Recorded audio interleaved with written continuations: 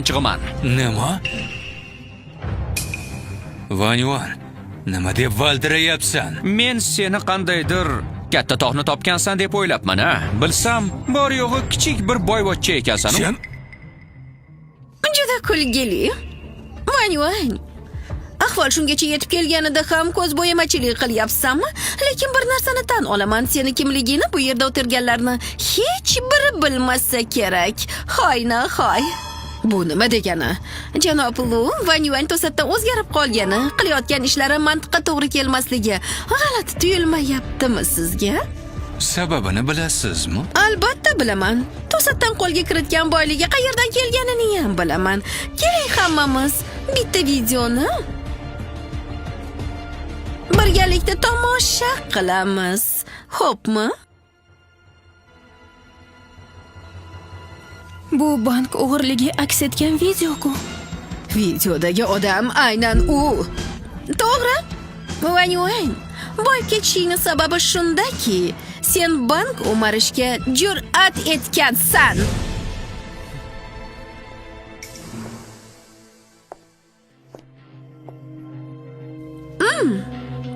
Hozir qarshimizda turgan odam qidiruvdagi ashaddiy jinoyatchi.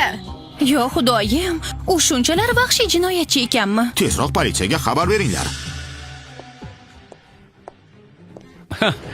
Bank o'g'irligi? Nimaga kulyapsan? Nega bank o'marishim kerak ekan?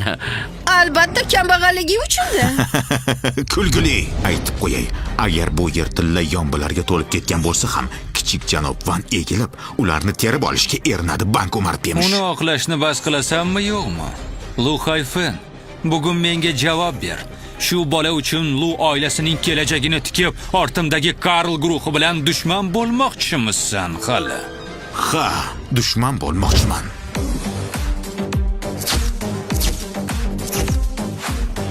Karl, Kimning bunchalar Karl jur'ati oilasi bor ekan, rahbari. qani ko'raychi.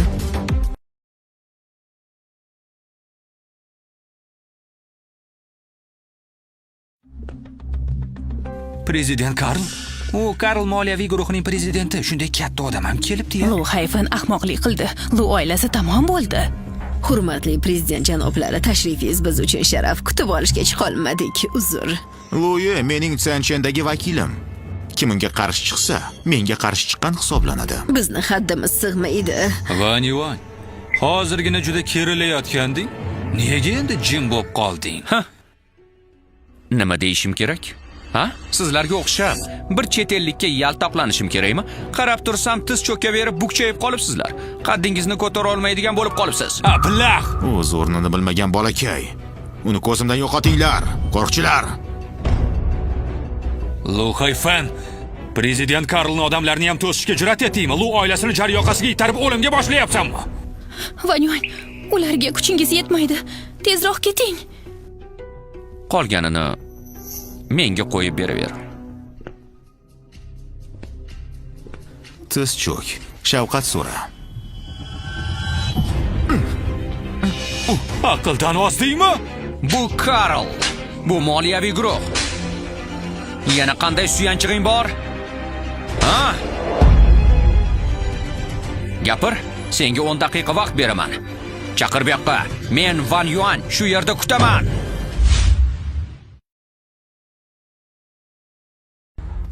Ablah, seni yo'q qilaman. Ko'pam akillama. Rostdan ham qidiruvdagi jinoyatchi-da, ha? Rostdan ham o'limdan Uni qo'rqmas urdim. ekansan. Seni urishni ham unutib qo'yibmanmi, ha? Vanyuan jiddiy bo'lib qolibsan. Endi aniq bo'lasan. Kim o'larkan?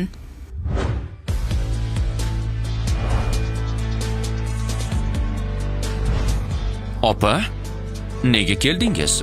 Keldim. Ukam boyvachcha bo'lishni qanday o'rganganini bir ko'raychi. Yaxshi o'rganmabsan. Mana, tarsakini mana shunday urish kerak. Salobatli chiqadi. Yo'q, sen kimsan o'zi? Prezident Karl, iltimos menga vakolat bering. Bor imkoniyatlarni ishga solib ularni butunlay yo'q qilmoqchiman. Ha? Voy bu, nima bo'lyapti o'zi? Boshingni ko'tar. U meni ukam. Van oilasini kelajakdagi yagona merosxo'ri. Sen odam yig'ib, uni xafa qilishga jur'at etdingmi?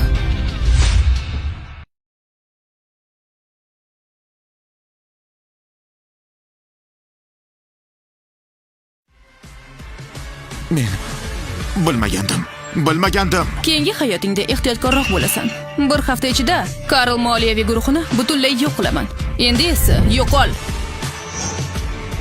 Bir og'iz so'z bilan Karl moliyaviy guruhini yo'q qila oladigan odam Vanyuanning opasi ekanmi? Bu tush bo'lsa kerak. Aniq tush bu. Ayvang, men xato qildim. Aslida seni sevaman. Iltimos menga ishon. Bu seni sinash uchun edi. Ha. Qiziq.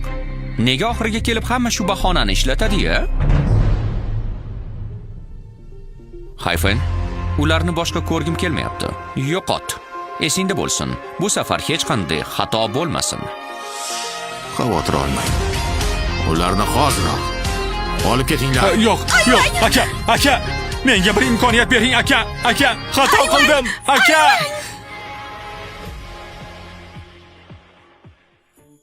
Vanyuan. Yo'q, kichik janob Van. Bilasanmi, eshitilishi ham g'alati ekan. Nega oilang shunchalar qudratli ekanini aytmagansan? Nega sir saqlading? To'g'risini aytsam ham ishonmading-ku axir. Ha, janob Van, hurmatsizligim uchun uzr. Men hozir to'yni bekor qilaman. Shart emas. Hozirgina boy oilaga kelin bo'lish mening taqdirim deding. Unda